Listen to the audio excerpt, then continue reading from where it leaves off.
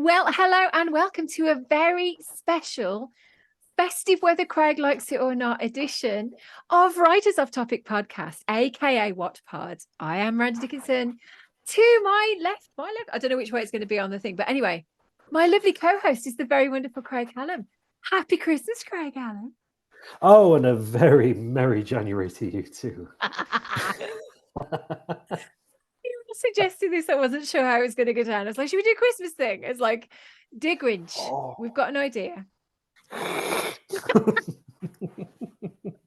So for anybody who is watching the video version, firstly, why? Apologies. Secondly, you will see my bar humbug hat is on. Where's my pointing? There, I'm pointing there. My bar humbug hat is just behind me there. But unfortunately, I can't wear it and have my headphones on at the same time. Oh, so I've got my little headphones so I can do it. Yeah. But yeah, you're festive. Look, you've got your lights or you've got a hat I always on. have, yeah. It's Flo's hat has got her name tag in the back of it. Yeah, I was never quite sure what to do, like which way you put the bubble. Yeah, the problem is if you flop it straight back, you can't see it. Yeah, you've got to kind of like. And if it's forward, it's kind of dangling in your face, isn't it? So it's it's got to go lefty or righty, I guess. Okay. There's a question for later. So I like that we've started so professionally. That's quite good for us. How long have we been running for? And this is probably the first time we've been professional. I feel like we're making strides, Mr. Hallam. We're getting there. Man, we're making it. So the idea of doing a Christmas special was partly to show people what we've been going on about, because it's been a bit of a year, hasn't it? So the podcast has been in fits and starts. Our wonderful patrons on Patreon have put up with an awful lot. So hello to our lovely patrons. You are amazing. Hi, sticking folks. with us. Thank you so much. We will give you a big shout out further on as well. So we haven't forgotten you. And obviously you get to see this video first. But also for anybody who has heard that we do a podcast and hasn't come across it, might not be listening to podcasts or hasn't come across it on iTunes or wherever it is you get your podcasts. The idea of this is just to have a little bit of a fun one. We're making it a video one. Apologies. I mean, I look like a flipping. I've got to say that. No, because it's because I'm sat by a radiator. But the idea is to show you the kind of thing that we talk about. So we're both writers, best-selling writers. From very different kind of experiences, but we've both been writing for a long time. We've both been published writers for a long time. And so the reason that we set up WOTPod or Writers Off Topic, we call it WOTPod for short. The reason we set it up was to kind of just look at the funny side of writing, to be really real about it as well. Because I think we're not going to be a super serious writing podcast, are we? There's a lot of pretension out there, and there's a lot of kind of false information as well. Yes. And so we kind of wanted to cut through that stuff, didn't we? And just let people know to take themselves a little less seriously. And also to know that you're not alone, because I think if you're a writer, a lot of the time that you spend, even if you're very gregarious and you meet other writers, a lot of the time spent writing, you're in your own head. And so sometimes it's really nice to find out that other people are going through the same things, have had experience of the same things. And so that's why we set up Writers Off Topic. And also it's basically just so that we can make each other giggle, which is pretty much that's pretty much what it is, isn't it now? Like, obviously we plan and script this for hours beforehand. Obviously, just for complete transparency, before maybe we shouldn't. Before we actually hit record on the video, we've usually talked absolute tripe for at least an hour and a half before just kind of warming up. So you read us at the height folks of. Do get like the sweet stuff, like we get all we've already covered Doctor Who and all kinds of stuff off camera. And I love Shooty. I'm so excited.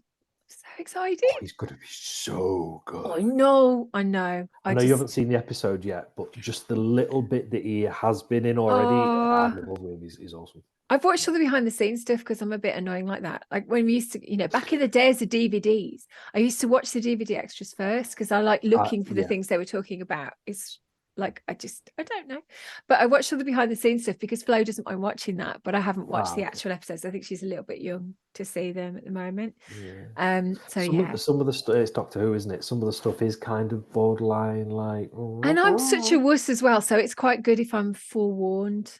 Like, Yes. I knew that I saw the thing about them, about the puppets, and so actually seeing the people using the puppets before they arrive on screen is probably a good thing, because otherwise I will have nightmares, because I'm basically going on 12 and I just get scared by everything, which is what.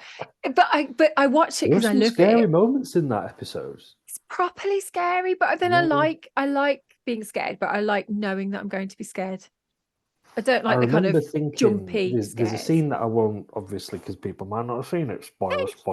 Yeah. And spoilers, darling. And there is a bit where I thought, who directed this? Is this James Wan? Because seriously, the bit with the puppets, I was a little bit like, this is insidious-y. What's going on here? So yeah, there is genuinely a bit that's a little bit naughty. Where's it? Even I'm looking forward to that. The Toy Maker's laugh, though. Even that, he's so good. The famous Isn't he good? That laugh. Oh, Neil Patrick Harris. I love him. I think he's brilliant. No, so I'm looking forward to that. But I liked seeing all the interviews beforehand and the kind of how everybody was approaching it. And that's always been my jam. I love that stuff. I love that stuff. I won't necessarily listen to a director's commentary, because it's just, unless it's very entertaining. They're like, we shot this scene in 35 and then we shot it on. Oh, I don't care. I can't hear because you're talking over it. Shut up. But if you see the things beforehand, exactly. So it's all good. So yeah, I have got that to look forward to, because I'm currently finished. Shouldn't say it out loud, should I? Because they'll be listening. But I've currently finished my work, my contracted work so far. So, which is quite good, because every other podcast that we've done, as our lovely patrons will attest, is just me going, I'm so tired, I can't feel my face. Like, I've been writing for 90 hours solidly with no sleep. Okay. Yeah, I don't want to put you off, folks, but how it normally goes is we get on and we go, let's do a little update of where we're up to, and Em normally goes, I'm writing 3 major books at once, and I'm currently editing another 2, and then she's juggling all this stuff, and then I go, I'm still not writing the one that I was supposed to be writing before. Oh, but you've done stuff now. Yeah, but you've done good stuff. Now with this we're both year. actually free. Yeah, you finished your 2. Finished my 2 because you're always writing multiple things at once. They weren't supposed to be. That really pesky one. But then you've also completed the trilogy. I've started the next one. Yeah. That's a big thing this year. It's all good. Big stuff. It's all good. So yes, I forgot about that. Yeah. Very often time has no meaning. I forget in what year I've done what. It's No, don't you think that's the case though when you're a writer? Like, I only know it's Christmas because there's Christmas movies on telly. That's literally the only thing that I know. Yeah, because I'm rubbish. I don't watch TV. Yeah. And I don't listen to radio. So unless somebody actively walks up to my face and tells me a thing, I have no idea what's going on. I have some idea because of Flo at school. So that's helped since Flo's been at school, because things are coming up. But even still, I get blindsided by it. But here's a question. Craig Hallam. Since we've got a writing podcast, should we actually do a writing question? Yes, Miranda Dickinson. Should we stop talking rubbish and actually answer a question? No, it's not. It's not rubbish. It's all good. It's all gravy. But have you ever written a scene in the season it's supposed to be in, or have you written scenes out of season? Oh, that's a spicy one. Yes, actually. Oh, yes. So I don't know why I went Kenneth Williams. Works for me. There you go. Extra content for you folks. Actually, Shook that I've just finished. Exciting, brilliant. I'm halfway through it. Interestingly, since I sent it to you, I've changed the ending twice. Okay. So it's better now. I hated it. It's better now. Anyway, but I'm a serial end changer. You do. I was going to say you do change your ends, but that sounds like words of gummidge. I'm not talking about that. I'm okay with it. Yes. So Shook is actually based from kind of the end of autumn through to the second week Oh, after New Year. that's So really actually, good. I have been writing it kind of on the run up to the season type thing, which really helps because when I'm That's good. putting Did you in find it detail helpful? about like the seasonal stuff, I just get to look out the window, which is way easier. Yeah. Where a lot of the other stuff, I don't think I've ever really done it. I've always gone, oh, okay, it'll probably be it's like with the Alan Shaw trilogy stuff. I kind of started it, which is based in the Victorian era for anybody who Yeah. hasn't read it, which is Yeah. everybody. And each book has kind of 5 shorter adventures in it, and the whole point is that the hero grows up from being a little boy to an adult. So because of that, I paced the stories out knowing what ages I wanted him to be, but then kind of what part of the year I wanted him to be in as Oh. Oh, well. that's really And good. I don't think but I've ever because of planned that, I that. was never in the right season.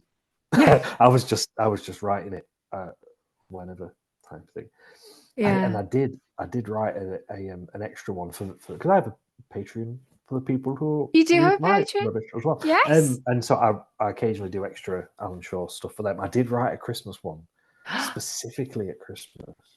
And of course, it has almost no Christmas in it because he's trying not to get deaded the entire Yeah. time. So he kind of misses it. He ends up having a nice hot bath at the end, and that is about as Christmassy as Alan That's gets.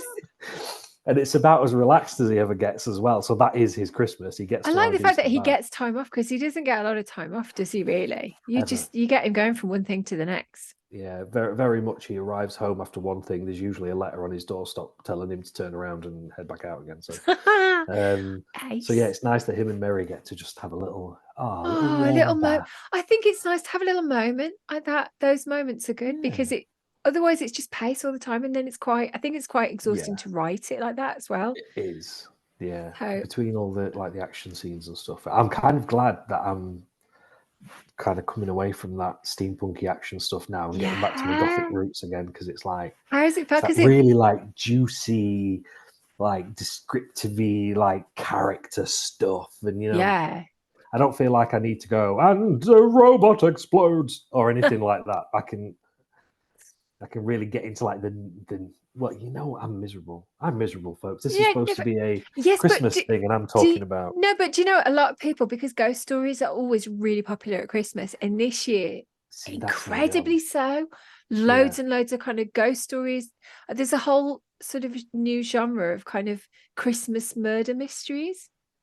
yeah, yeah. Um, It's true, actually. which I love that Isn't it idea. I mean, strange? and it's not just Agatha Christie stuff, it's like proper thrillers, but that take place at Yeah. Christmas.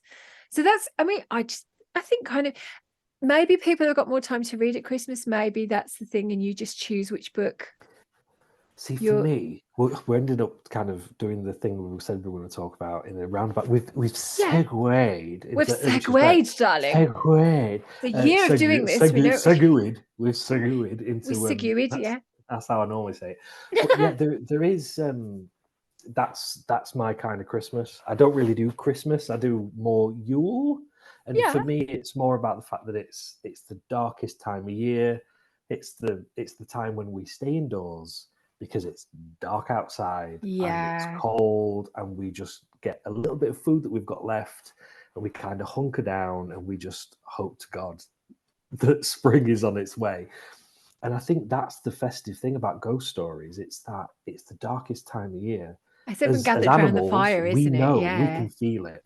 yeah, Whether you're a Christmas lights and and reindeers kind of person, you still feel it. You still feel that you should be in a cave somewhere hunkered down. And I think yeah. there's something kind of deep in us that See, reminds I us think about it. So because yeah, I love a I'm Christmas a stuff. yeah, I'm a winter baby because I was born in January, and I was born Ah, during the coldest, one of the coldest winters on record. that explains a lot. And I think that's why I love. I know, froze from the beginning. I love kind of I love nothing more than having like a selection of jumpers to choose from.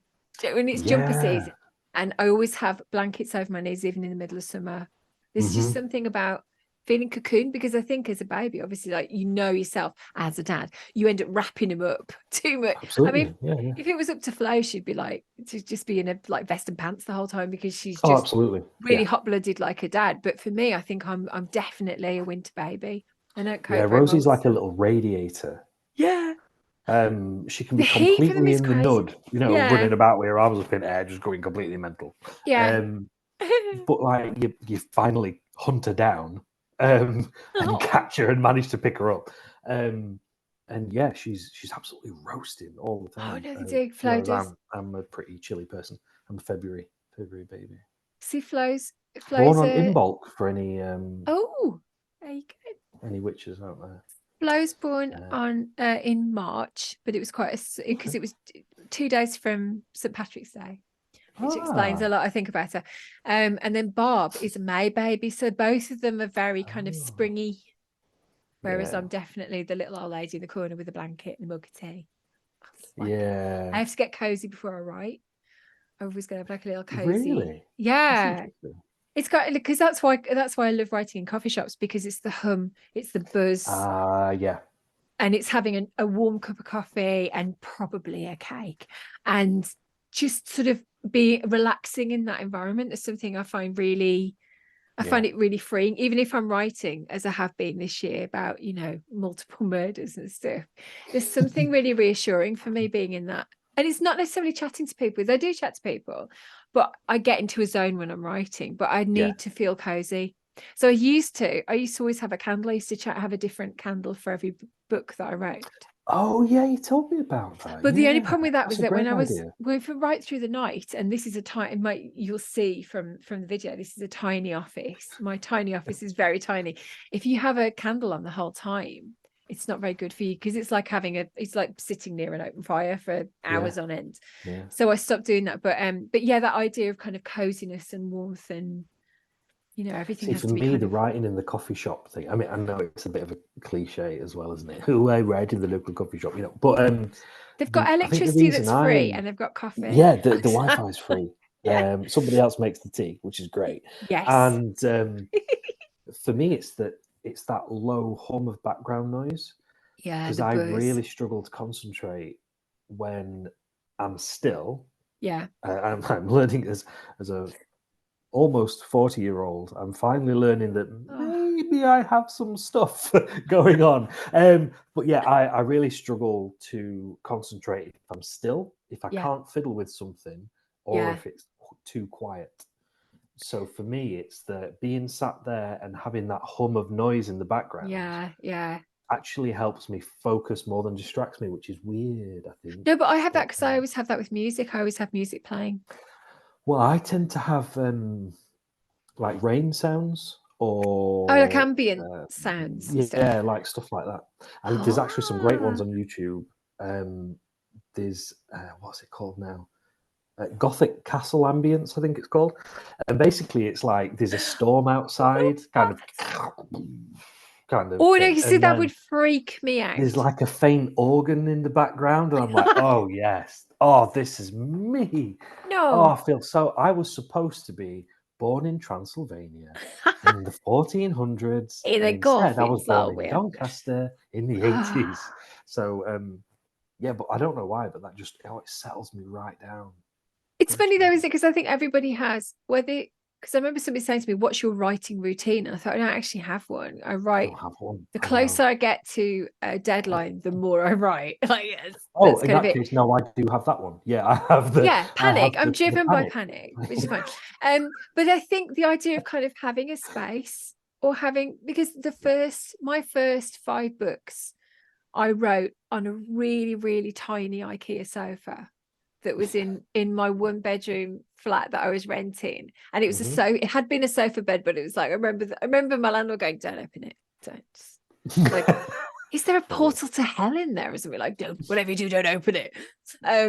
But yeah, and it because I didn't have a desk, I didn't have enough room in the room for a desk, so I sat literally with my laptop on my lap, and that's how I wrote the first. But there was something about being cocooned, and I do that now. Like, if been writing downstairs for the last 2 books, when I edit, my big computer that I'm filming this on just can't cope with track changes. It literally just crashes every 5 minutes. So I sat downstairs, but I have to have a blanket over my knees, and I have to put cushions around me, and I have to have my music, and then I'm in the zone. I can get so much more done. But if I'm in a couple of jobs that I did way back when were in quiet offices, and it drove me insane because Yeah, I my can't do it. head, my head's like, my head is always busy. Though I heard somebody say the other day that not everybody has stuff going on in their head. Like not everyone has an internal Oh, monologue. don't get me talking about this. It blows my mind. Oh my word, because I'm like, I have song snippets, I have The quotes inside of from my head is yeah, so loud. I have Muppet I wish it quotes, I would have go away. Yeah, mine's never quiet. but I have a friend, so Quiet. we play Dungeons and Dragons, play a lot of D&D. Yeah. Not so much lately with babies and things, but Oh. and I realized over COVID. So normally we sit around a table and we're all kind of in the room together, Yeah, and yeah. like I'll draw a map on a thing, and then they know what they're talking about. But over COVID, obviously we weren't in the same room. Of We were doing it course. over Zoom, Yeah. or whatever we were doing it over, Yeah. and other other Other programs are available. networking We're not video things sponsored are by available. not sponsored by anyone. It's just us, and I realized that he can't imagine anything that I'm telling him is happening. And it Oh, only came about because we were ooh. playing over Zoom. And he was Yeah. like, "Can you tell me what that is again?" I was like, "Are you okay?" Because he couldn't keep it in his head. And he went, "I've just realized that you lot are picturing this in your head, and I can't see it. I can't see it in my head. I need it to be written down." Oh my word. And how strange is that? It turns out that he doesn't have an internal monologue. Yeah. He never hears his own voice in his head. Like my don't shut up Now, in to mine. me, that is insane because I have several different versions of me nattering at once Yeah. sometimes. Yeah. I would kill to just have one of me in there. And that might be I've quite got the lonely one though. going, "You're crap, you are. I Oh, don't know everyone is. why anybody bothers reading your rubbish." And then I've got the other one that's like, It's always "You that really voice should as get well. some work done, old boy. Don't you think you should sit down and do something?" Oh, yeah. And yeah. And No, so I have that. I can't have the imagine. whole like the sort of the reality TV. Now I do piece to camera thing going on. Yeah. Well, I was planning on doing some work this morning, but then the postman came and I got chatting to him, and then something else happened, and it's just like that's in my head. Yeah. Should we be admitting this? Please watch our podcast. We're not insane. Yeah. Going, well, it started off as a normal Christmas podcast, then it went in a very strange direction. The very But, strange direction. okay. They always Yeah, do, though, don't they? is But it weird yeah. with certain voices? So I think this is growing up with things. We were talking Muppets. I have my Muppets, Yes. Muppet Christmas Carol T-shirt. I realized I was just pointing at my boobs. Apologies. It's yeah. So you've got Gonzo and Rizzo, as it's they got have been Gonzo and nowadays. Rizzo, yeah.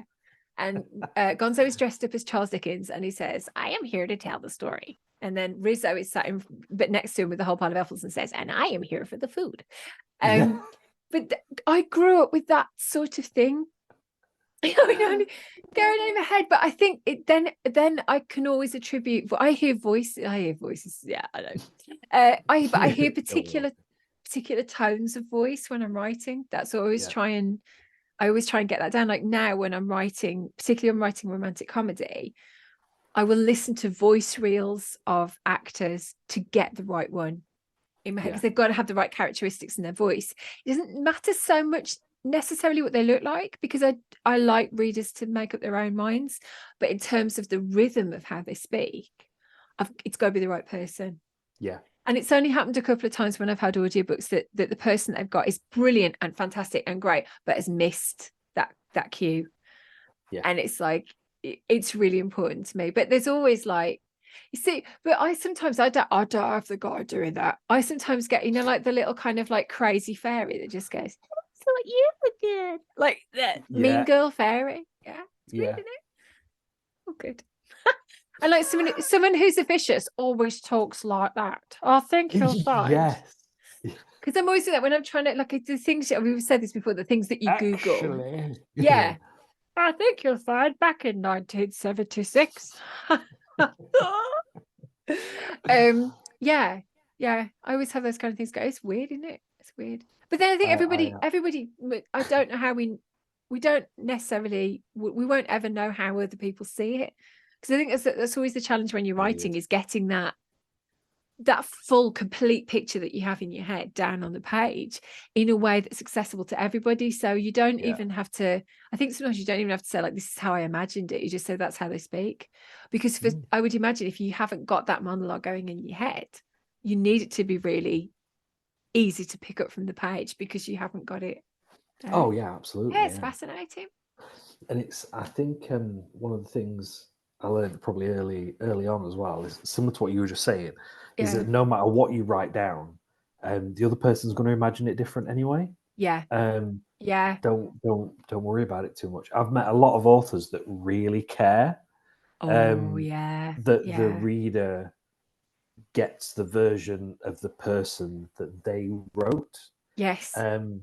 I've had the most fun at signings when people have come up to me and gone, "Oh, I love what you did with that character where you did blah blah blah blah blah blah," and I have no idea what they're talking about. Not in that. Is that what they've done? No clue. Because I love going, "Oh, where did you get that bit from?" Yeah. And they go, "Oh, you know, when they did that and that." I go, "Oh God, you know what? That's brilliant. That, because I never thought of that."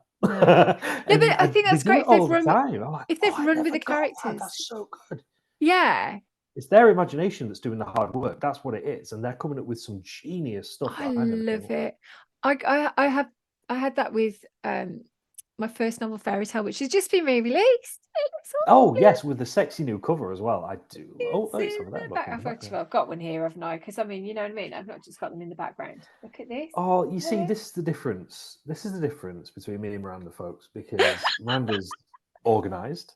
Really not. She's got it's a just all background. No, it's just all in piles. I was going to say I've got piles. I don't mean I've got piles. I literally have everything stacked up, so it's all to hand because it's a tiny office. So, actually, those ones up there might be. Yeah, they're good. They're teeny tiny, and you can just see the spines. Teeny tiny. See, I set mine up on my little table. I know. You see, that's organised. That's good. That. No, but part of the reason for that is that I do my show on a Wednesday night. I do my Facebook Live show every Wednesday night. Yeah. And what you don't see before the show for 10 minutes is me carrying very large stacks of books off that table into my bedroom. And then I have to make sure as soon as I come off air, I have to put them back because Bob goes to bed really early and otherwise he's just like entombed with great big piles of books everywhere. So it's not This is kind of why I like the bookshelves just behind me, to be honest with you, because it's just easy, innit? I just have there's like a little bookshelf at the back of here. I'm going to hopefully have one like out of camera shot here. That's my plan, and move my desk across because I'm not currently flush with the window, which is really annoying. So my window is there, I'm on a kill, and I'm kind of on a bit of a skew to it. So yeah. See, again, difference in writers there, folks. I say words like "I'm on a wonk," which doesn't mean anything. No, it Miranda does. uses the word askew, which is no. I said on askew, like because I wouldn't be that posh to say askew. Oh, I was I'm on the skew, like so that country thing. Forget I said anything. Yeah, it's all good. It's all good. So, but yeah, the great thing about this frame as well is it looks like everything's really organised on the bookshelves. Yeah. However, just off to one side is just like a stack of guitars and amps and a mess of wires. I've got 2 guitars. And the other way, actually, the other way is there's like got 2 guitars and a banjolele there. Banjolele. Now that's a word that don't get banjolele around very often. They weren't around for very long. I got it off eBay. It needs restringing. That's because the last rom-com that I wrote. No, is it last one? Yeah, the last one, All My Love. Archie's in a band with rescued instruments, so I rescued an instrument when I was writing it. And it stays in tune for approximately 45 seconds, and then it sounds like a honky-tonk banjolele. See, again, here we go, talking about about writing techniques, method writing. You buy a banjolele. No, do you know what it is? I write miserable stuff, and I'm miserable all the time. So I'm really writing method as well. But it's like, you know what it is? It's because I'm having to look on the internet for research, and I end up buying stuff off eBay. Yeah, because you find cool stuff. I'm exactly the same. Yeah, and it helps me to have stuff around. Visual stuff, isn't it? So it's all good. Yeah, for anybody paying attention, there's always weird stuff behind me. I love it. Is Sculbert there? Because we haven't shown Sculbert's Sculbert just yet. here, yeah, just off to one Okay, so side. Sculbert He needs a is. haircut. Oh, look, he's Because grown, hasn't he? yeah, he needs a haircut. Look, Sculbert he's got kind of a. he's the unofficial third member of the WOTPod posse. That Sculbert is another voice.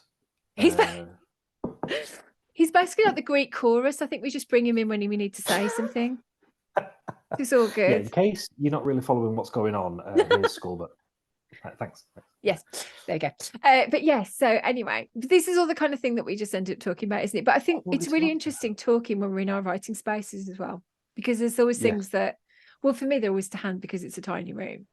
But it's funny the things that you have around you. I'm researching at the minute is up here. Do you have do you move things around on your shelves for research purposes? See, mine are just, well, see, I've got, just try and do this without, I've got the complete works of Shakespeare. Because my next book has look at the tabs in there. Good tabs, man. Good tabs. I've highlighted as well. My mum would be horrified. You highlighted the board. Yeah, highlighted bits. And well, because the next book that I'm working on, which I think as of about 25 minutes before we came on air, which is part of the reason why I was very late coming on air tonight, I think we've got a title for it that I actually don't hate. So I'll be able to share that later on. I'll tell you when we come off. But it's, so it's really, I was calling it Anyone But You, which is a play on the in all the world I couldn't wish for I couldn't wish for any companion but you. That's that. But you, yeah. That's not actually the Shakespeare version. That's the Miranda Dickinson can't remember version.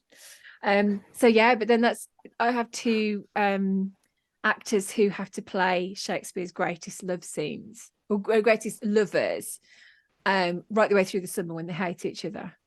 So it helped to go through it. But obviously I hadn't actually read a lot of Shakespeare plays either, because having a name like Miranda, I resented him for most of my teenage years. Yes. Because I'd made the mistake being very kind of earnest, as you can imagine, saying, I'm Shakespeare, came up with my name. Oh, Shakespeare made your name, did he? What do you think he was? You think he pushed you, don't you? Yeah. Which is the reason that Stratford-upon-Avon is really special to me. Partly because I always I haven't done it for a couple of years, but I always used to go and do my Christmas shopping there in one day, just walk in and out the shops and stuff. Also the fact that it's one of only two places in the UK where nobody bats an eyelid if you call Miranda. So there's Cornwall and there's Stratford-upon-Avon. Like if you call Miranda, that's fine because it's just like everyone has a Shakespeare name when you go there, and it's so I think that's why I always felt an affinity with that. But then it was kind of I feel like I've made my peace with Shakespeare this year. Because I hated him for years. Fan, to be perfectly honest with you. Yeah. Studied him in school and stuff, and at uni and that. never really a super shaky fan. I really enjoyed Macbeth. Yeah. Which is so on brand, it hurts. I like that one. I do like. Did you like the ghost story, Craig? Sometimes I know.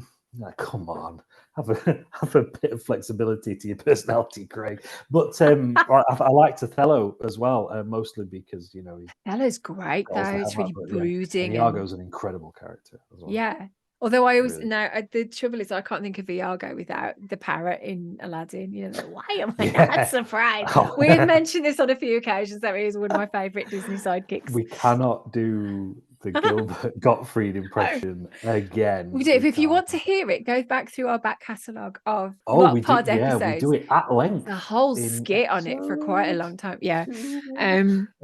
But you see, when I was studying Shakespeare, I didn't get to do the exciting plays. I did Henry IV Part 1 for GCSE, and then I did Richard II for A level, which is kind of like the prequel.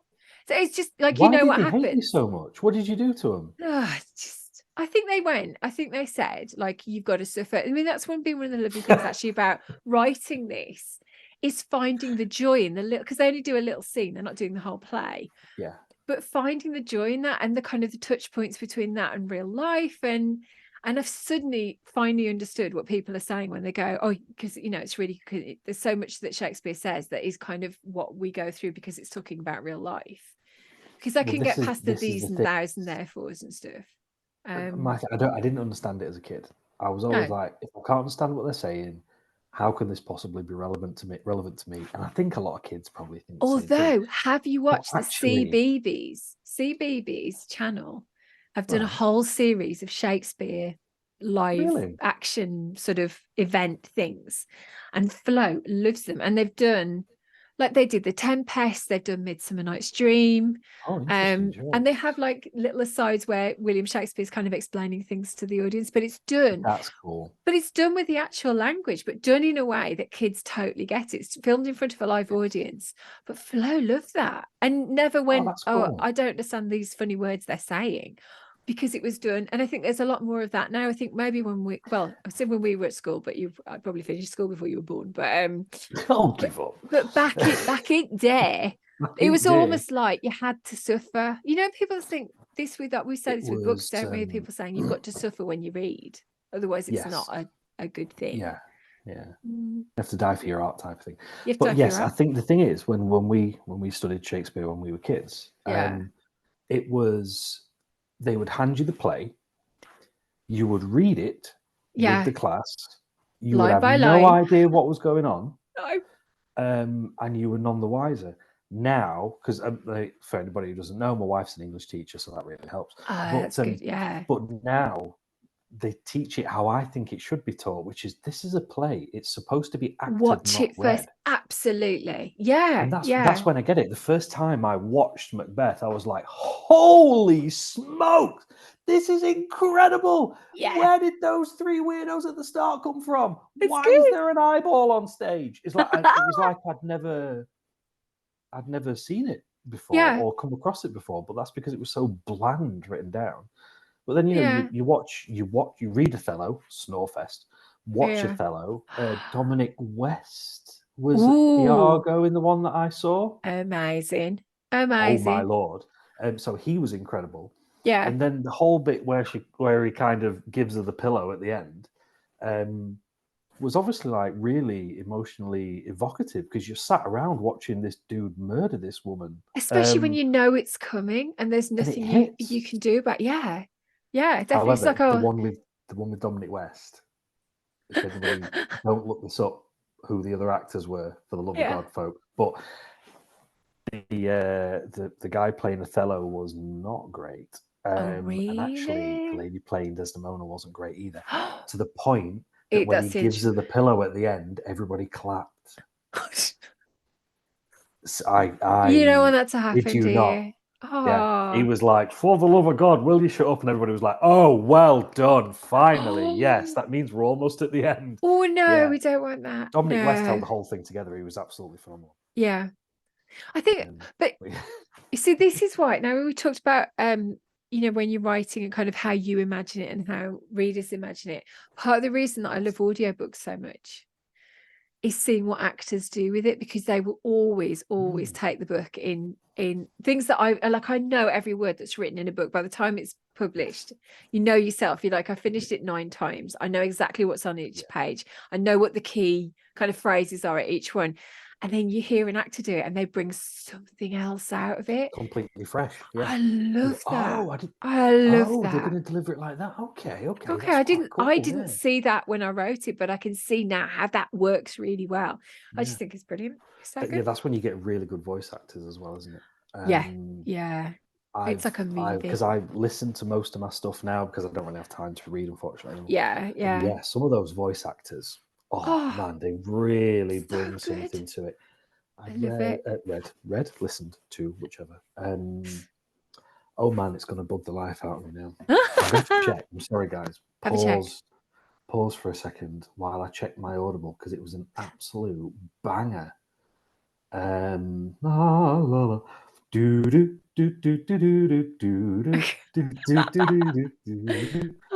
That's my hold music. Do you now have like a list of, like a hit list of, or wish list of who you would like to narrate yours?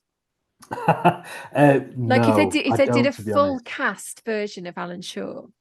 But see, I don't swim in the same dark waters as you. No, but you can. Yeah, where but we I get don't. audiobooks and things. I don't with everything. Oh no, I don't think there's. There's not a core of 3. If we found out we did a 2-book deal and They haven't they're not taken doing up the Cora third, but 3? I unless was they're looking waiting forward to for, listening to they it. might be waiting for 4 and then bring another 2. I don't know. It's all very. I can't remember what the But if I book was could called, cast, but I can't find it. But, if I could cast my own, I think I'd love to do that. Like, I've been asked who I would like to play Alan most, I think. yeah. And then the characters from Griefburn, believe it or not, I've been asked a lot You see, my about first who I would want them to be. instinct was to ask you about Griefburn because it's so. I think it would be like when they do a Terry They're Pratchett thing. mental, though, aren't they? You know, because you have so many brilliant cameos, so you could get some really big stars who only have a day on set. Yeah, they just walk on. This is thing, why I walk have cameo roles in my books, purely for that reason. Not that I get what's bored and I need to put the, someone else in. Right, this is another thing for anybody who's listening to the podcast for the first time. I am shocking with names, like abysmal. Authors' names, as you just witnessed, shocking. Yeah. Actors' names, worse. It'll come back as So soon as much we come worse. off air. It'll But come. Really. you know when they did the show Ripper Street, I remember the TV show. Yes. The guy who played the detective, who also played Darcy at some point, I believe. Ooh, Matthew McFadden. McFadden? Although, what's his name? But Fadden. Yeah. He's got the wires. He's been brilliant in everything I've seen, apart from when he was Darcy. Yes. He wasn't good as Darcy. Yeah. But then it was Keira Knightley. Don't get me started on Keira Knightley. Yeah. He's a great actor, and I really want him to play Steadfast in Griefburn, because he's got that kind of like really self-hatred thing going on. I think he does that great. But then Durant, I'd want Sean Bean, because I think that Sean Bean would absolutely rock being heavily disfigured. But is that because Sean Bean is also Sam Vimes? Absolutely. Yeah. And because as we've discussed, we're both massive Pratchett fans. And Sam Vimes is probably one of my favourite, if not my favourite, literary character of all time. I love him. Yes, there's things like that. And for Alan, younger or older, Tim Roth. Oh, now he's great to watch. Yeah, he's good. But his son acts as well, whose name I forget. Oh, so he could do younger. Nice for him to do the younger version. That'd be neat, wouldn't it? So if there film rights obviously are available, if anybody watching wants to know, if you're listening, Tim, give us a call. I just love Tim. I saw with Skellig, he was great, and in the Hulk movie as the villain, as Abomination, he was absolutely mint. So. Yeah. I love it. He did the thing where he can tell if people's lying. The TV show quiz. No, Matthew McFadden did that, did he? Sorry. Yeah, Crossing the Stream, but I can't remember. Is it Lie to Me? Is it called Lie to Me? Yeah. He plays a guy who can read people and tell if they're lying. It was a bit like House, but like a detective thing. He was so good in that. Oh, I love stuff like that. Well, I love stuff like that. Yeah. Yeah, so I like those kind of actors. Those are the kind of things that go in our heads when we're writing. There's the conversations that go in there. Saoirse Ronan, is it? Oh, yes. She's incredible. For Abrasia, because she's... Oh, man. She's a phenomenal actress. Yeah. She would be. I've loved everything that I've seen. Even if I haven't particularly liked the film, I've always liked her in it. Yes. Yeah, she's always been great in it. And anybody else would just be people I want to meet. Paul McGann. So who's Paul McGann playing then? Because we've got to get Paul McGann in. I know. Oh, man. You know what? Could Paul McGann play Alan, or is he not grizzled enough? No, I think he could pull it off, I think he could. The only other thing... He's not how he's described in the book, but I think he would do an incredible version of the character. He'd do a better version of the character than I wrote. Because the other person that I thought of for perhaps older Alan is David Morrissey. Oh, yeah. Because he can do like happy-go-lucky, but he can do grizzled and world-weary. He can switch it on. And sarky. Like, he's really good at sarky. They do all good. Should we do some Christmas stuff? Yeah, can we stop talking about my... No. This is another thing. If you haven't watched WOTPod, you will find that every episode I get Craig talking about his books that he doesn't want to do. So once again, shoo-ins. I know, every sodding time. Yeah, I have a problem talking about my stuff. No, apparently not. If you go I'd back to rather your previous people just. episodes, I quite a know. lot. I'd rather people just go read it and leave me alone. Yeah. Anyway, buy Craig's books. If you're looking for like last minute Christmas shopping, because we're now on the 12th of December. But ebooks you can get anytime. See?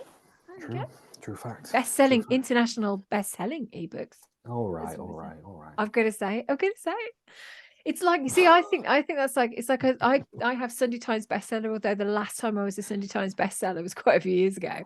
But that's no, but honestly, that's a little bit like, you know, when you're nominated for an Oscar, and then it will always say you're the Oscar nominated actor, Oscar nominee. even if you were nominated in like 1972 or something. See, I've only done it once, and it was by fluke, but I still get to put it. It wasn't by fluke. People bought it because they loved it. Shush. Anyway, getting on to the Christmas. It was because we had an apocalypse. That's what it was. It was a book. I brought out a book on time. living with mental health just as an apocalypse hit, and people read it. But you say that, but actually, how many people turned to books during COVID? Look at book sales. I mean, I did. Yeah. I needed someone. Well, I listened to audiobooks during the first lockdown because I needed somebody to tell me a story, because it was the reassurance. Yeah. So I'm just going to sit with this person. And it's hearing another person's voice, because you weren't really hearing other people's voices, were you? No, we were so stuck. And I was so sick of Zoom. I mean, Yeah. And again, this is lovely when we chat, but when it was like every meeting. Oh, good save. I'm nothing if not prepared for the barbs that might be heading back my way. I listened to a lot of books, and I rewatched the entirety of DS9. Oh, lovely. See, because I'd wanted to watch DS9 again for ages, so I did it. Well, they put it all on. Is it Netflix they put it on? It was one of the ones, wasn't it? It was, yeah. All good. I think it was all of them. They had all of them. Yes, I know. The trouble is, I don't have time to watch any of this stuff. That is the problem. Okay, I still have, which was my Christmas present last year. I still have the DVDs of Picard to finish, because this year has just been absolutely crazy beans. Have you not finished it all the way to the end? Nope. No, I know. Sweet Lord. No, I know. But then on the other hand, it's a little bit like the fact that I realised the other day I haven't read every Terry Pratchett book, and there's a lot of comfort in that, because I don't ever want to get to the end. Like, yes, I haven't read the last, I want to say 3. Yeah. And I don't intend to. I think, you just rushed. So I feel the same. That's it. I think I worked out that I've read 13, so I have quite a long way to go, but I like that. I like the fact that I've got Terry in reserve, and but I'm reading. Mine are obsessed. I'm reading. Took him for Christmas. Shall I drag it back into Christmas? My Christmas read is the 25th anniversary edition of Hogfather. That's just yeah. That has the loveliest forward by Tony Robinson, talking about when he was recording all the stuff, and he thought Terry hated him for years. Why? Well, because he came into a recording session, and they were all mucking about the recording session, and Terry just sat there in his hat and never said anything. And so for years, even though he was going and recording all of them, Tony Robinson thought he hated him, and it was just because that was just his resting place. Like, he was just listening. I think, that was just Pratchett's vibe. And he didn't really like people, but occasionally then he got invited to their house, to Terry and Lynn's house, and was treated by a long lost friend. And Lynn was like, he would only have you reading the books. He decided that you wanted to read the books, and he said he'd read half of the catalogue by then before realizing. But I love all that. It's that whole little insight into it. Yeah, I love that stuff. So I'm reading Hogfather. That's my Christmas. Oh, now I've got so much to read, but you've made me want to go read Hogfather again now. Or just go on Audible, because they have got all of the Terry versions, but they've also got full cast versions that they're doing. Really? They're going through them, and they're really good. Interesting. Let's talk about voices. Good voices. I reckon with I've got a credit. I think I've got a credit going spare. I might do that. I think I've got a spare one as well. Oh, good. Anyway, so I've got it upstairs. Here's a question. Sorry, folks. Tangents. Lots and lots of tangents. Here's a question. We have a question. Normally in an episode of WOTPod, we say it like there's a plan. Normally in an episode of WOTPod, we will have a serious question, posed by one of our listeners, you can contact us if if we've not put you off and You you're still really want watching. to. You can contact us at writersofftopic@gmail.com, all lowercase, no full stops. And yeah, so you can let us know if there's something that you'd like us to waffle on endlessly about, round and round and round until we get to it, sort of thing. If there's a question you really want us to avoid answering, please do get in touch. Craig has the spreadsheet of destiny, which I'm I just do. in It's awe. open. It's open right now. I'm just in in awe case. that you have a spreadsheet of destiny, but we have a question. We have a serious question for this special Christmas episode, don't we, Craig? Yes, actually, we do. Who's the question from? For our very lovely, long-suffering patron, Kate Wells. Lovely. Thanks, Kate. You're awesome. Thank you for sticking with us. Really appreciate it. And she asked this question a while back, and we've only just looped around to it. So also, sorry, Kate. So she asked, what happens to books, schedules, or schedules, depending on how you say it, if an author is too ill or life gets in the way for whatever reason, to fulfill the deadlines that you've been given? Are they adjusted? How does that work? Do you lose if you get an advance? Because we've talked about advances and stuff before, I think, haven't we? And they don't always happen anymore. The industry's changed. But what happens? A friend of mine, for instance, God bless her, doing super well, just written her first book, and am I allowed to? I just won't tell you her name, and then it won't matter. Has just got an agent and a 30 grand deal. Ooh, like her first book, for instance. So say you get that, but then touch wood, God forbid, something goes completely haywire. How does that work? And I don't know. I'm asking you because again, I don't swim in those particular ponds. The shark infested puddles that I swim in. I am more of a puddle pond skimmer. So I don't really do that kind of stuff. So what's the crack? Okay, so if you're with a traditional publisher, it varies because it depends on the terms of your contract. But in a standard contract, there's normally some provision for timescales going awry, because they will. Sometimes it's, well, for example, my book Our Story came out with 599 other delayed books in the September of 2020. So all the plans that we had for it kind of went completely awry, and obviously trying to do edits and stuff and meetings and things when nobody was in the office, everybody was talking to you from their bedrooms. I mean, all of that stuff that was going on. There's normally a proviso that I think it's like 18 months from the date that they say they're going to publish something, that if they haven't done it within 18 months, then they can give the book back to the author, or the author can ask for it to be withdrawn. Having said that, things get changed. I mean, I've had 2 books in the last 2 years that have been massively rescheduled, like 8 months difference with rescheduling. And my next one again is not going to come out in February like it did last year, which I think is wise. People don't buy books in February. I would love what February do that. Yes, they do. My next book's coming out in August now, so it's going to be like a summer take it on holiday read book. That's quite nice though, which is lovely, because I've always been seen as kind of a September onwards author, because my first 6 always came out at Christmas, so I was known as a Christmas author. Then it all changed, and it's really difficult, because if you've got readers that expect your book out at a certain time, that can be a thing. But deadlines people shift, rely on that kind of reliable yourself. Look at all the people moaning at George R.R. Martin because of his book is taking too long to write, and Patrick Rothfuss, same again. Exactly. You're like, when is that book coming out that you promised me that we get this book?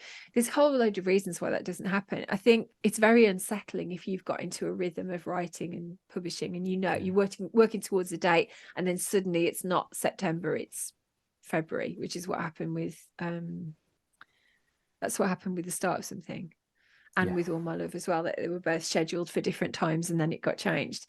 I think it depends where you are in the process as well, because I mean, certainly for me, this time last year, I got ill, and I stayed ill till April. Yeah, you report. Because I just worked like an idiot and I didn't rest. Mm-hmm. So it did mean that everything kind of got shifted along. But then, having said that, when I was really poorly, I was like, I can't write. I can't do anything about it. I'm laughing because I realised I just made a really judgmental mum noise. You did. When you went, I know I was working too hard and I didn't take a break. I went, yeah. So I but just I know wanted to it. apologise I for that. know. I But know you it were myself. working too hard. I know it myself. I know it myself. So yeah, so I didn't get to, I was supposed to be submitting one book in January and one book in February at the first draft. And I was like, I can't get out of bed. I couldn't stop coughing. I had pneumonia. This is quite a good reason. I mean, the dog ate my homework. Yeah. I've almost been hospitalized from pneumonia. Is quite a good way of getting out of doing No, stuff. you were proper poorly. I But was that really in poorly. itself, though, you've just said that because for anybody who hasn't listened before and they don't know how we roll, I write whenever the hell it comes out. Yeah. And they don't care. So that's great. Miranda, however, usually has 2 books going on at once. She's normally writing a romance and a thriller at the same time. And a thriller, yeah. And so, as you've just said, you had a deadline for one of them in January and one of them in February. Yeah. So there's no way that you could possibly finish one and then write the other. No, you have to write them after concurrently. the deadline ended. Yeah. And that's why you're always writing 2 books. But again, that wasn't the original I've always plan. got a side project on, but I don't have to and I can ignore it. Yeah, but then I think you have to do writing 2 at the same time. Yeah. I think the difference this time, so we're just saying the ones that I've just submitted. So I've just done the structural edit on both. I wouldn't recommend doing 2 structural edits together. You will go slightly that's loopy. Incredible. But then, having said that, they were written together because of this 4-month delay in what I would normally be doing. And so because of that, they sort of, I said, they feel like the good twin and the evil twin, because there's like, there's a lovely kind of enemies to lovers, fun, I'd say like quite sort of sexy for me. I mean, I like to say that there's no like bonkage going on, but in terms of, there's a lot of chemistry between, probably the most chemistry that I've ever written between 2 leads in a rom-com ever. It's a proper love hate. They're going to be snogging each other's face up. Yeah. But writing that alongside a book where that begins with a multiple murder in a locked room is strangely it kind of works. It's sort of a parallel thing. It kind of works. What confused me was that the one with the chemistry was the thriller, and the one that started with a room full of murder was the romance. But I mean, whatever you want to do. I mean, no, yours it is really sometimes isn't. bestselling. I wish it's really good. I do have an idea. Hilarious, I do have an idea for a comedy serial killer, which I think I've told you about. Yes, you have. Because I'm not officially writing anything over Christmas. I am unofficially writing that. I'll send you some seeds. You could super efficiently take a break. I am taking a break, but I'm doing a little bit before Flo. When Flo finishes for school, I am stopping, and then I go back when she goes back. So I'm this week and kind of into next week. I'm getting no, I'm not writing over Christmas. But yeah, so I think there's always terrible, folks. She's terrible. There's always some flexibility, I think, is the thing. I think it's more to do with keeping your mind in the game, because if you're forced to take time out because your health isn't good or situations happen. I mean, I was right when I started writing Somewhere Beyond the Sea, which was my 9th novel. 6 weeks into writing that, I lost my dad really unexpectedly. He was diagnosed with cancer, and 5.5 weeks later he died. And it'd gone from running marathons the week before he went to hospital to that, and then I still had to meet deadlines for it. So it's getting your head into the right space. I think that's the thing. And also kind of being really realistic about it as well, because you feel like you can't be, especially when you're with a traditional publisher, though it's never said, there's always the feeling of like, well, if you don't do it, there's 27 other people waiting to jump in. We've talked about this before. So if you listen to previous episodes of WOTPod, we'll mention this about being professionally grateful. It's my biggest bugbear ever, and I'm never doing it again. After years and years of feeling like, but if I don't do it, I'll be letting everyone down. And I think that's the thing. And also kind of being realistic about it as well, because you feel like you can't be, especially when you're with a traditional publisher, though it's never said, there's always the feeling of like, well, if you don't do it, there's 27 other people waiting to jump in. There's invariably you'd end up submitting something like 3 days late. I would be absolutely racked with guilt that it hadn't met the deadline, and then I'd get an out of office from whoever it was I'd sent it to, who was out on annual leave for 3 weeks, because that's the everything happens at such a glacial pace. But when you're writing, you don't get to do the glacial pace thing. You have to sort of be on it. Yeah, I think one of the things that we've talked about, and you've definitely experienced it more than I have, but Yeah, there's quite often an expectation that the righty bit that we do yeah, get it done. You absolutely need to get it done. It gets you have to done by a push deadline. through it. Yeah. Once it's done, pretty much done, and you're mostly through the edits, the publishing bit slows to a crawl. Yeah. So it can sometimes feel like you are rushed so that they can relax. It And it does does feel like that that. sometimes. And But also, I think you can it's be kind of how things work. I'm a victim of the fact that I used to work very quickly. I can work very quickly. I'm very good at winging it. That's my superpower, that and making cups of tea. But I think the problem comes when you do that consistently, and then you find that the deadlines get narrower. So you did it in 4 weeks before, so now they're giving you 2. And then you hit that deadline, and then they give you 1.5. Yeah. Or they phone up and say, we've got 48 hours. Can you get this proofread in 48 hours? It's like, no. No. So I think sometimes it's a bit like, this is a bit of a segue, but stick with me. My lovely Yorkshire dad used to say that he purposefully washed up badly, because if you wash up badly, nobody asks you to do it again.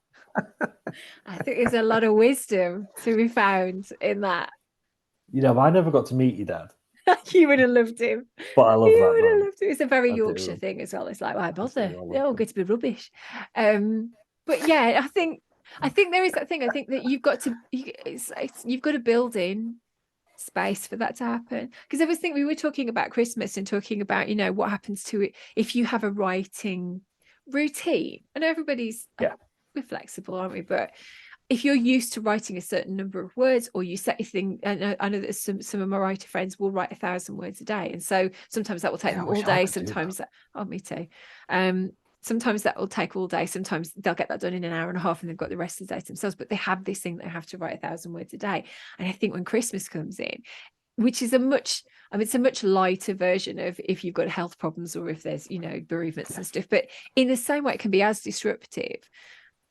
That suddenly for like 12 days or whatever, you haven't got that routine. You've not got a quiet house. You've got things that you want to do. Even if you just sat watching telly, there's exciting stuff on the telly. So it's not like, I can write now because it's morning telly. There's not much on. Like it's you go into a different kind of rhythm. So I don't know, because I'm not going to write anything. I'm probably going to be thinking about stuff, because I think you do. But what do you do when you can't write? No. Yeah, I don't think you can switch off the thinking about this. Thinking about it and making notes. Yes. I used to make notes like this, and now I make notes like this. But this is my universal hand signal for I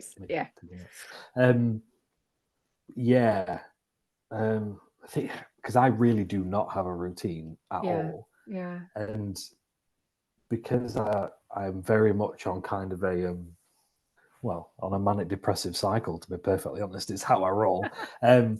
I sometimes do not write for a very long time. Yeah. And then, oh my Lord, am I writing? And it's like I hit the hyper focus. But I used to try and fight that. I used to try and write when I wasn't in like the right frame of mind. And hate myself the entire time. And then I would burn out when I was firing on all cylinders, if you know what I mean. Which is not a healthy way of doing it. It's not. It's At not all. And it took a long time to realize what I was doing. Yeah. And then B, kind of fight it. But now I think I kind of embrace the cycle. Yeah. And what I've learned to do is when I'm on it, dear Lord, get some writing done, Yeah. and make sure that I take breaks. because if I Yeah. don't, that's it. You But forget. when Yeah. I'm Yeah. not in the right mindset, making sure I at least do something so I don't get that self-hatred thing. Yeah. So I'm Yeah. still making notes. Or I might faff with like character sheets, which, like we talked about, I've just started doing. Like Yeah. I'll make my character profiles instead, even if I'm not writing. Yeah. And oddly, no matter what frame of mind I'm in, I can still do poetry. I say I can do poetry. I can't do poetry, I but mean, I can you can still do poetry. write. Shush. You know, um, for some reason that part of my brain still works. So I keep ticking over, a bit like doing Sudoku. Like poetry is like Sudoku for me. Yeah. Yeah. It's like it's my and then I go, oh, that's cool, and then I may not read it again for 6 months, and then I'll redraft it later and like it a bit more. Yeah. Yeah, so it's weird. I think I've learned to just change what I'm working on based on the old chemical imbalance and What you whatever can it do. wants me to do at Yeah. the time, and I've just stopped fighting it now. I think that's the thing. I think The a other lot of thing it is, is helpfully, I'm super medicated most of the time, so nice. that helps me. I'm just on I didn't Yorkshire used to be. tea. When I first started writing, I wasn't medicated, and I should have been. Ah, That right. is the lesson that I have learned. Now I am. Those manic depressive phases aren't as serious as they used to be. Yeah. Um, Yeah. it used to be very much I'm either switched on or switched off. Now Yes. it's Yeah. more of a Do you think a lot of it is about actually just reconciling yourself to stuff and just going, like absolutely. I've started not going, if I don't write something today, I'll have failed, because I think I spent a lot of my career doing that.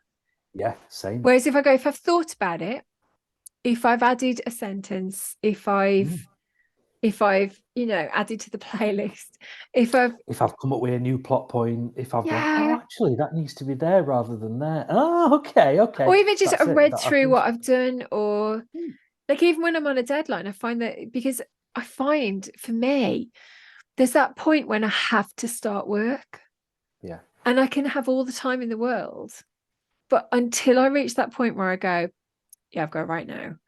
Mm-hmm. I can't be doing the numbers that I want to do. I can't be doing the word count that I want to be doing. I don't have the focus. It's not like it was. And I think it's just finding the fun in that, and putting away the big stick. Because I think as authors, it doesn't matter how you publish, whether you published yet or not, how long you've been writing for. We waste so much time beating ourselves up about stuff. And I think if you just go, well, I'm thinking today, that's okay. And then I might not write anything till Absolutely. the weekend, but Saturday I'm really going to go for it. Because by that point, I'll have it sorted in my head to the stage where it can filter down onto the page. It's almost like, when like I always think this, I was gonna say, with makeup, that's not a segue you saw coming. But the eyeshadows, they always had like the spring-loaded thing behind them. So you take one out and it Oh, comes back, and yeah. you take some more in. Like, Or yeah. like spice jars do that as well, don't they? Like that, Mm-hmm. and it comes back. I think I have to get to the stage where it's that backed up, that as soon as you take one bit out, it can flow. Otherwise, it's just I That's just sit great. there, I definitely work better under pressure. Oh, me too. No, I wouldn't get anything finished if I hadn't got someone shouting at me.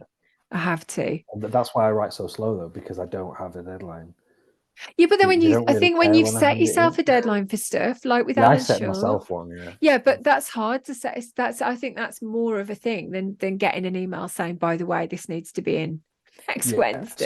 So Shook, for instance, it had to be done by New Year. You wanted it done, didn't you? You'd It gone was this. going to get done whether I died doing it. And luckily I've managed to do it. Kind of do most of us like a second draft type Yeah, thing and tidy it up. So I'm okay. I'm happy with that. And I've started the next one as well. So that I'm happy with that. but But I if I think hadn't have set myself that deadline, I'd still yeah, be sat on chapter 7 or 8 wherever I was you're stuck, not going around just it. twiddling my thumbs, not really Yeah, doing it. I've got to say that the point when I handed in the 2 structural edits, it was literally just the loveliest feeling, was to just go, not like, oh, I'm bereft now because I haven't got anything to work on, but just I did it. I wanted it done. the end of November, not going into December. I am not going to be submitting late. I'm not going to be doing that. To actually do that, especially when it had taken such a long time to get to the point where I was going, no, I need to get it done now. That was getting closer and closer to the deadline. I'm going, it hasn't arrived yet. I'm slightly worried, like this isn't happening.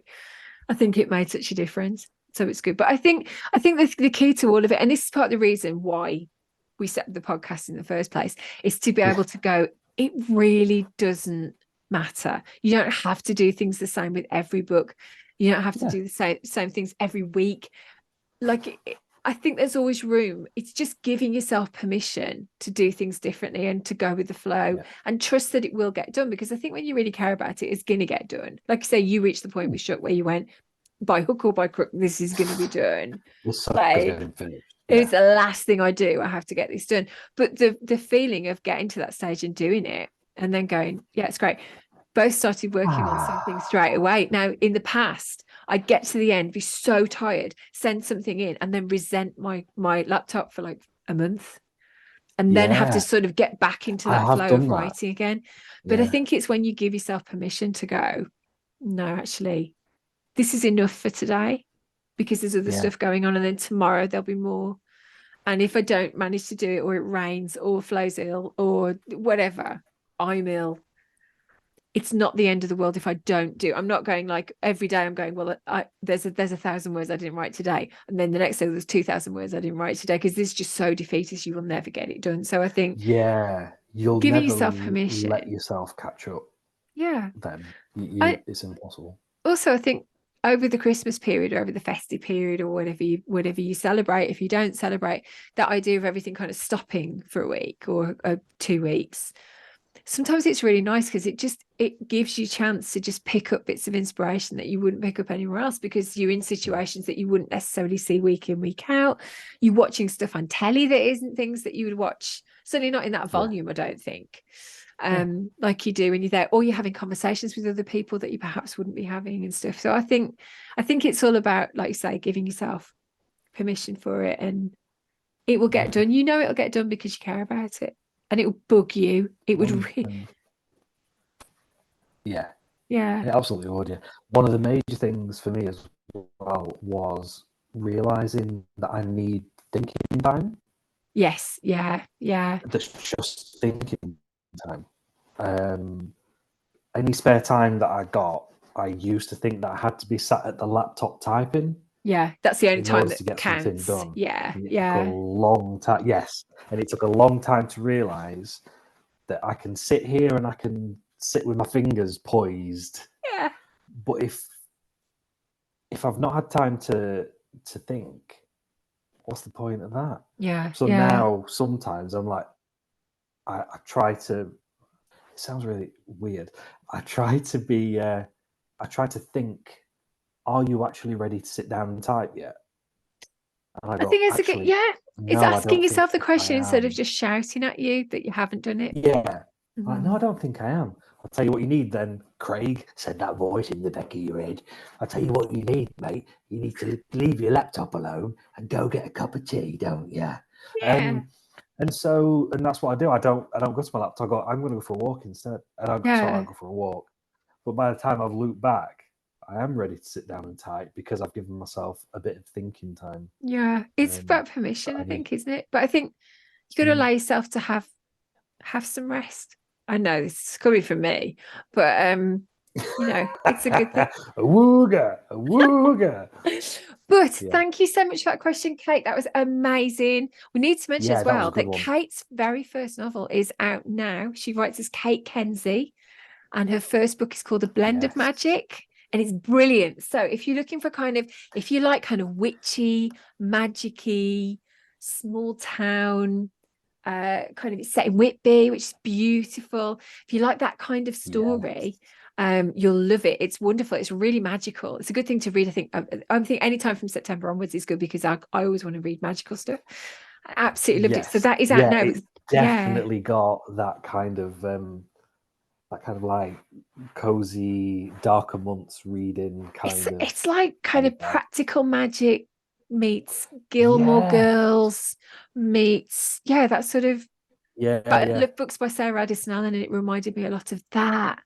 The idea that magic's kind of possibility and stuff. So I think Yeah. it's great. But yes, so check that out. That is our wonderful patron, Kate, who puts up with so much delay and radio silence from us. But go and buy a book, if for nothing else, just to, you know, so she gets something out of supporting us. As an apology from us, please go Really read good Kate's stuff. Now, so we have a serious question in every episode, and we also have some daft questions. So I've got some quick fire daft questions to finish off because we have kept you long enough. Yeah, we've been jabbering on. Well, for quite a long time. Yeah. And we're not editing this, so apologies. If you've Oh reached no, this it's far, coming out exactly as it is. Congratulations. If you reach this far, you should get a medal, really. Anyway, okay, right. So here we go. Quick fire. You ready for the quick fire, Craig Hallam? Oh God, no. Go on. Here we go. The pressure. Right. Favorite Christmas movie? Oh, you see, that's not quick fire. That needs serious thought. This is deep, man. I mean, what do you class as a Christmas movie? Some people don't agree that certain things are Christmas movies. For you. So it doesn't matter what anyone says. Although if you say Die Hard, I'll probably go. I'll do that noise that you made earlier on to me.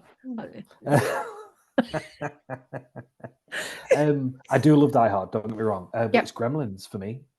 Oh yes. People don't think of that as a Christmas movie. It was always on at Christmas, wasn't it? Love it. It's based at Christmas as well. I mean, the whole film is full of snow and stuff. And, it's funny that never gets mentioned. It's always the Die Hard thing, isn't it? I know, it's always the Die Hard thing. To be honest with you, any of those kind of non-Christmas movies, Lethal Weapon, based at Christmas. Yeah. I have, obviously. Home Alone is a Christmas movie, but, you know. Yeah. A Christmas caper, that's what it is. A caper, yeah. But yeah, Gremlins for me. Love that film. Love it. Loved it since I was a kid. It's the music. Yeah. You every single time I hear that, I go, ooh, I love it. Well, it's the kid thing, though. I think it's things that connect you with being a kid, isn't it?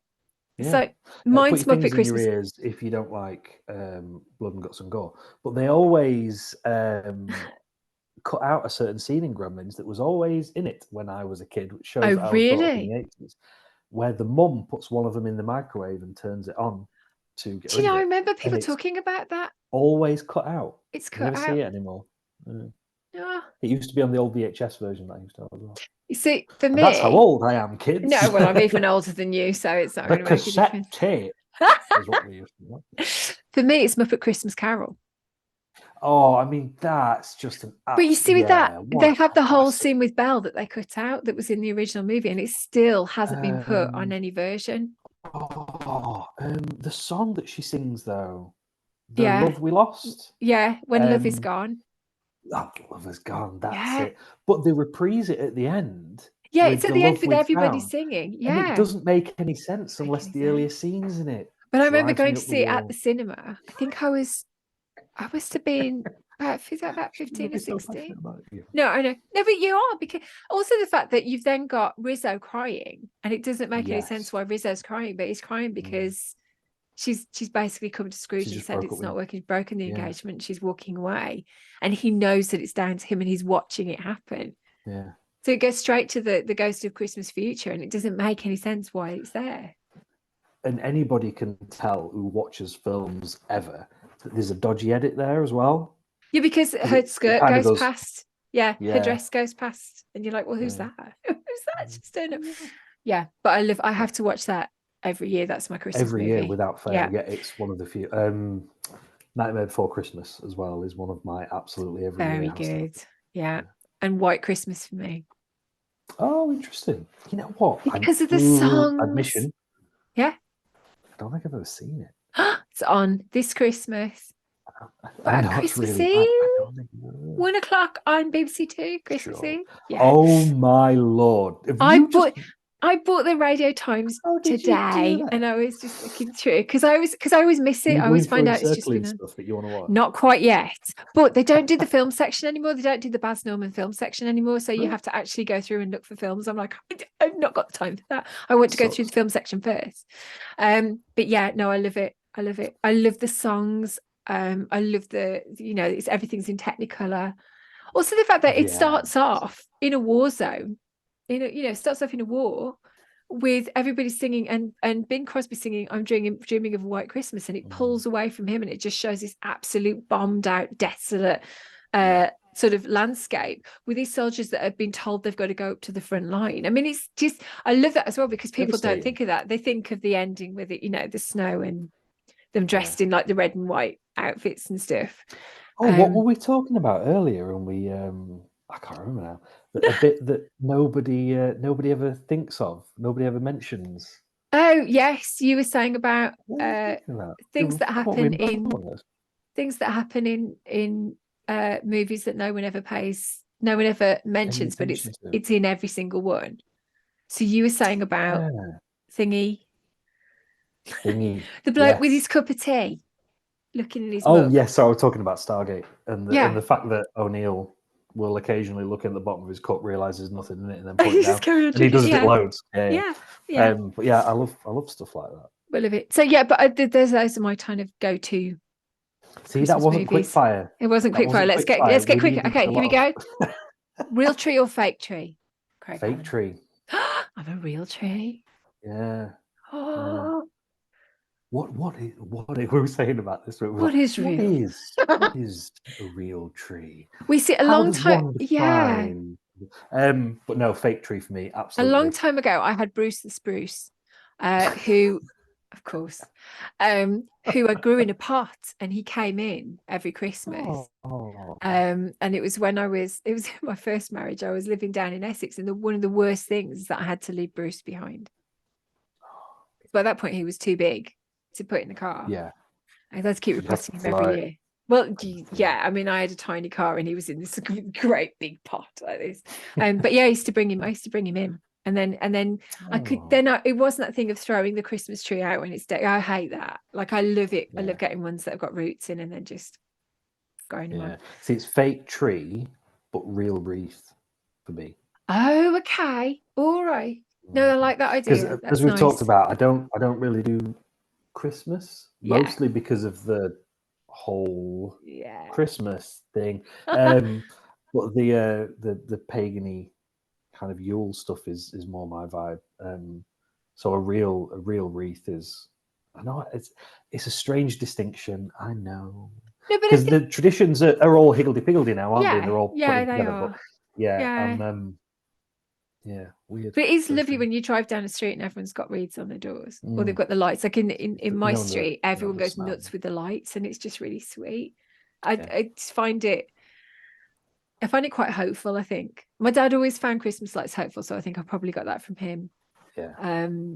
Because in years when we didn't have a lot of money, we always had Christmas lights. I mean, we used to like burn out and kill the tree, but like, you know, it was that idea that you got the old pack out that from Woolworths that was in a box.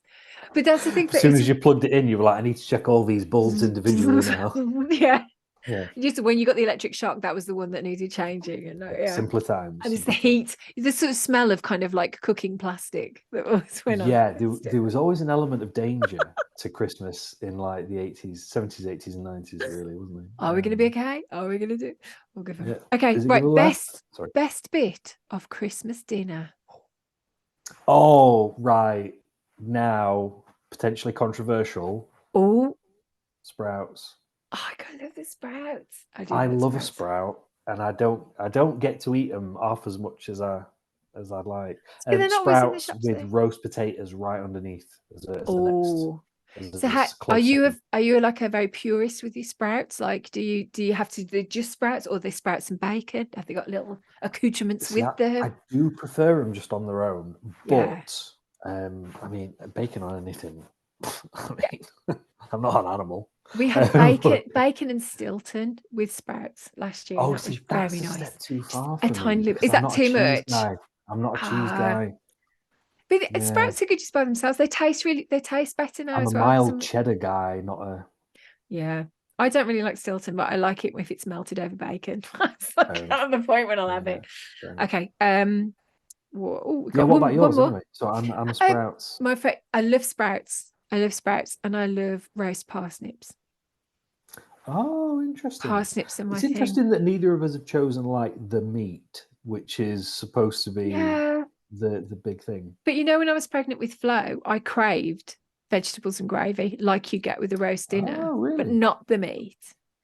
And so I'd have, you know, you get like the little packs of kind of like sprouts and broccoli and stuff that you do in Yeah. the microwave. I had to Yeah. have those there, and then make up like a tiny little half mug of Bisto gravy, and I'd be eating that at 3 o'clock in the morning. It's why I lost weight when I was pregnant, because I was basically just eating veg, but I couldn't get enough of it, and that hasn't left me. Like 9 years later, that's still the thing. But I think it's that cozy comfort. I think. I was going to say it's that cozy comfort kind of. Oh, Yeah. interesting. There you go. All good. Okay, last one. You had another one.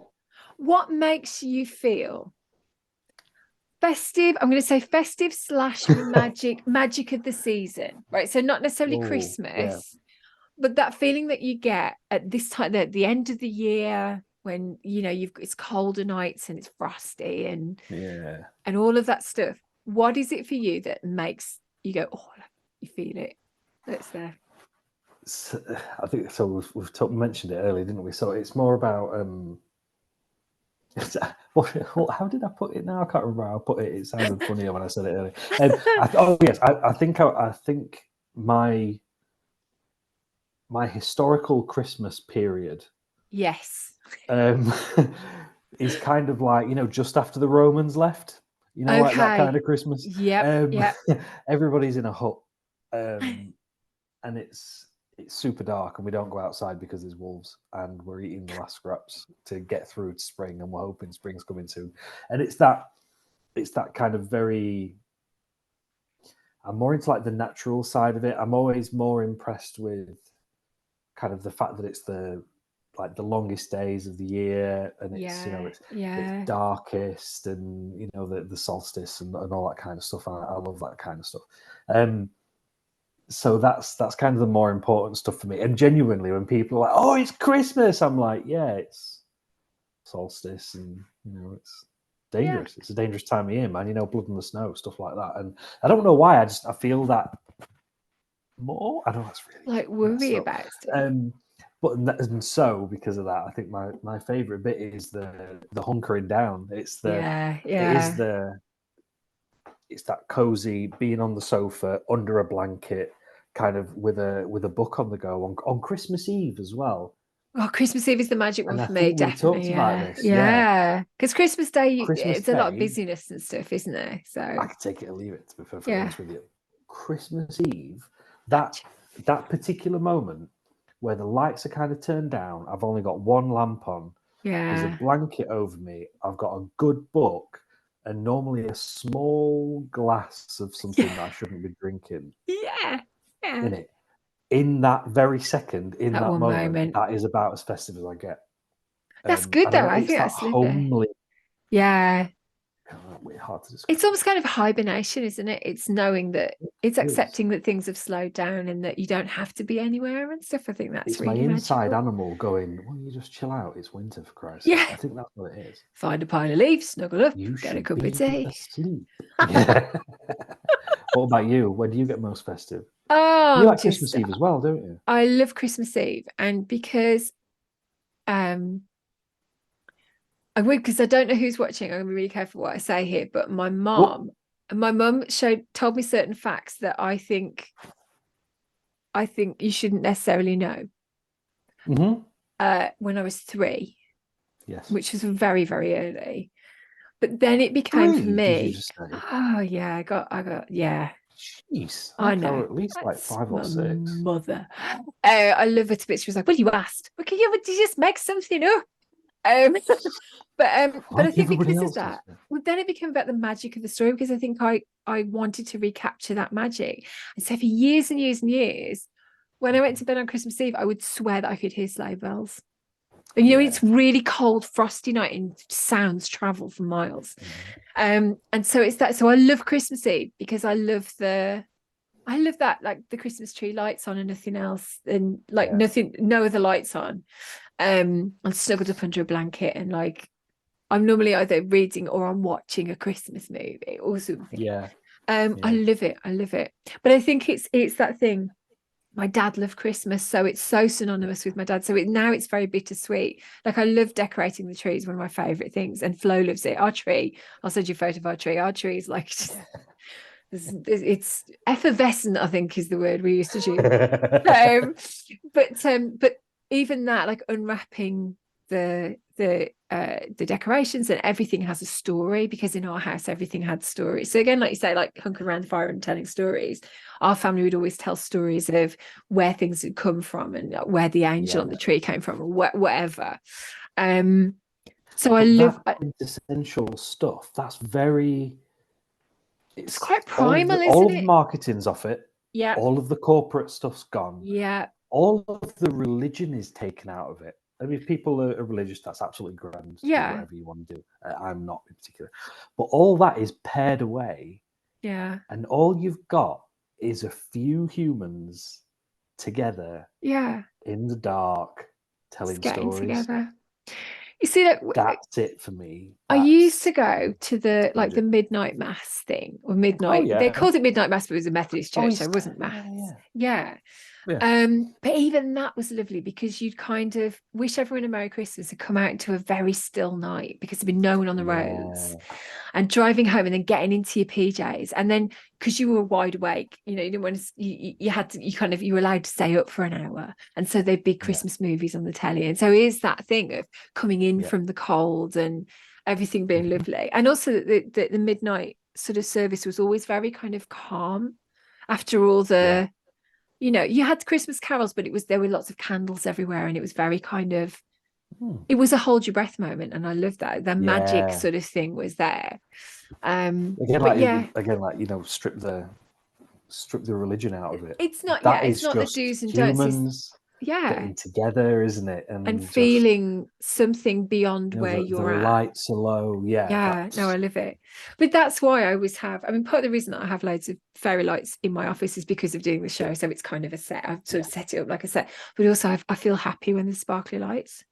I feel happy when there's candles. Tinsel. There's always, I mean, that tinsel's there all year round. People are like, oh, you've got extra tinsel. It's always your there. backdrop is very interesting. It's always very kind of fun and exciting, because I want my office to feel like that. Oh, but yours is ordered. Mine's not ordered. Mine's just like haphazard piles everywhere, which is all good. Depends what day of the week it is. Yeah, but it's a very live creature. But it's kind of it's your creative space. That's the only thing that was good about doing going through COVID and all the lockdowns and everything. I did quite a lot of online kind of festivals where there'd be 3 or 4 different authors that were all being talked. I was looking at their offices, what they have on the wall and what's there. And like for me, there's a meaning behind everything. There's a reason that stuff's there, even if it's just that it makes me smile. Or it reminds me of something that somebody in my family has said, or whatever. Like there's a reason for all those things being there. It might look like a complete mess, but there is honestly a rhyme and reason to it. But I'm fascinated seeing how that works with everybody else. We'll have to do a tour at some point. We will do. The rest of the room does not look. Oh no! Well, you can see the big pile of stuff here and like all the stuff on the floor down here. Here we go. So we've got. Oh man! No, but you've got proper guitar stands. Mine Dave Grohl just there. Oh, you got a little bit of Dave. You gave us a big room. Those are Griefburn portraits done by Tom. Oh, so cool. Love it. The Witch King of Angmar's sword, because it's the coolest one. I love it. And then it's all artwork on that wall. Oh, you see, notice that the only things that are up on my wall are things that I can white tack to the wall, because I don't actually have anything. Everything is white tack to the wall. All good. But most of them are by this Tom.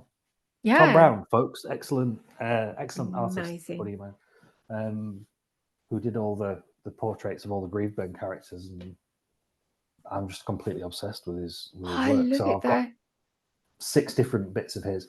One of them is I randomly met a guy at a convention who's the guy who used to do the movie posters for the old horror movies. The neon ones. I forget his name, but he was there. And I was like, "Oh my god, you did Evil Dead 2's poster!" And he went, Yes. Oh my word. So I got him to sign a poster. So Amazing. No, I love stuff like actually, that. he didn't have one at the time. I was like, "Oh, Dad, have you got the?" He was like, Yeah, "No, I haven't. yeah. It's the one I haven't got." And very nicely, he sent me one. So there you What a go. dude! What a nice Oh, guy. love that stuff. One of them's the first magazine I got published in. That's really Yeah, see, I have boxes with just stuff stuff like in that just never gets put out.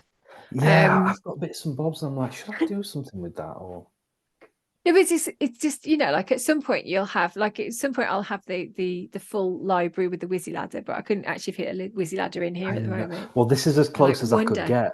Oh, but it looks so good. It's like a proper shelves. It's all good.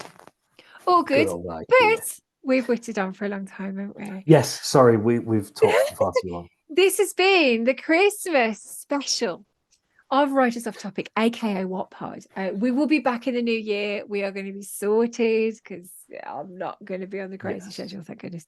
But yes, so if you've listened to the podcast or you've been watching, if you've watched our videos on Patreon, bless you. But yes, if you can listen to all previous episodes of WOTPod are up on wherever you get your podcast, as long as it's not Spotify, for reasons. For reasons. But yeah, Apple Podcasts, we're up on there. We're up on Amazon Music. We're hosted by Podbean. So if you're on Podbean, you can get our stuff from there as well. If you have got a burning question you would like us to hedge around, occasionally touch on, you can always email us. We are writersofftopic@gmail.com. You can follow us on the socials. Craig has changed his thing, so I now can't make a joke about his handle. Craig is that Craig Hallam? Yeah, just that Craig Hallam. That Craig Hallam, who is the person who doesn't like talking about his books, but I get him talking about it every single time. And I am Wordsmith. If you follow my social media, you'll realize that I very rarely post about anything book related. I'm terrible. And I'm Wordsmith on the socials. Please come say hello to us. Let us know what you think of the show. I'd probably it could be shorter. It's probably there. Well, obviously. Yeah. when we do the podcast, they are normally edited, and they say they're edited to a decent length of time. But this is a special and an unedited version. We thought we'd do it as a treat, or possibly a chore. I don't know. So if you've enjoyed it, let us know. But yes, we'll be back in the new year. You deserve a gift or some coal. I will put the link to our Patreon if you're interested in watching, if you're interested in supporting us. We always love people who do, bless them. They do deserve a medal for that. We think we have to do medals next year. That'll have to be the perk next year. You can get a badge. You can get a badge. You can get a badge. You can get a mug. You got your mug, Craig? Because yours is better. Who joins the Patreon? I just did it as well. No, Patreon. I can't do it. No. Anybody who joins the Patreon gets a SWAT badge, a supporters of Writers. Yeah. And you get your mug as well. And a mug. With your name on it. With your name on it. It's really good. So yes, if you all of the details. All the details will be up there for you. Thank you very much for joining us for this festive, rambly as ever edition of Writers Off Topic, aka WOTPod. We will be back with you in 2024. In the meantime, all that's left to be said is have a wonderful end of the year season / Christmas, Hanukkah, whatever you however you call it. Going on. Enjoy the last few weeks of the year, and we will see you in 2024 to do lots more again. Say goodbye, Craig.